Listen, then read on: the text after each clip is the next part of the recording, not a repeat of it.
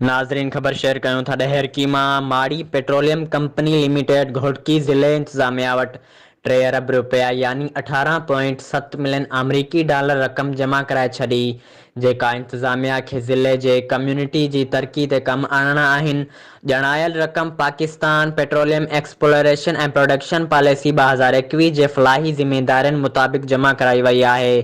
इन हवाले सां जारी कयल प्रेस रिलीज़ मुताबिक़ अप्रैल 2021 में माड़ी PCA जे ज़मनी मुआहिदे ते सही खां बाद, जेको 2015 खां बाक़ाइदा मौसर आहे, माड़ी डेवलपमेंट ऐं प्रोडक्शन लीज़ 2012 खे petroleum company limited Ghotki 2601 million 15.8 million dollar ऐं 522 मिलियन रुपया यानी 3.1 मिलियन अमरीकी डॉलर तरतीबवार प्रोडक्शन बॉन्ड ऐं समाजी भलाई जे ज़िमेदारियुनि मुतलिक़ जमा कराया आहिनि।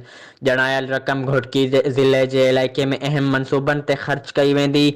जारी कयल प्रेस रिलीज़ मुताबिक़ ही ज़िमेदारी कंपनी जे तरफ़ां पंहिंजी CSR जे मनसूबनि तहत हर साल केतिरा ई समाजी फलाह जे मनसूबनि ते रज़ाकाराना तौर ते ख़र्च करण वाली रक़म वधीक रक़म आहे। अहिड़ी तरह CSR सरगर्मियुनि ते कंपनी सूबे सिंध में 2.2 बिलियन रुपया ख़र्च कया, जंहिंमें सिहत समेत बुनियादी ढांचे जी तामीर जेके अहम क़दम आहिनि। जारी कयल प्रेस रिलीज़ मुताबिक़ MPCL जे इन कम्युनिटीज़ सां वाबस्तगी जो मुज़ाहिरो आहे जिते माड़ी पेट्रोलियम कमु कंदी आहे। MPCL पाकिस्तान जो ख़ुराक जी सिक्योरिटी खे यकीनी बनाइण में अहम किरदार अदा कंदड़ आहे। जारी कयल प्रेस रिलीज़ मुताबिक़ सिंध हुकूमत मक़ामी ज़िले इंतज़ामिया ऐं अवामी नुमाइंदनि सां गॾु माड़ी पेट्रोलियम असांजे ऑपरेशनल इलाइक़नि जे वेझो रहंदड़ मक़ामी कम्युनिटीज़ जे ज़िंदगियुनि में बामक़सद तब्दीली आणण जे लाइ पूरी तरह पुरअज़्म आहे ऐं रहंदी।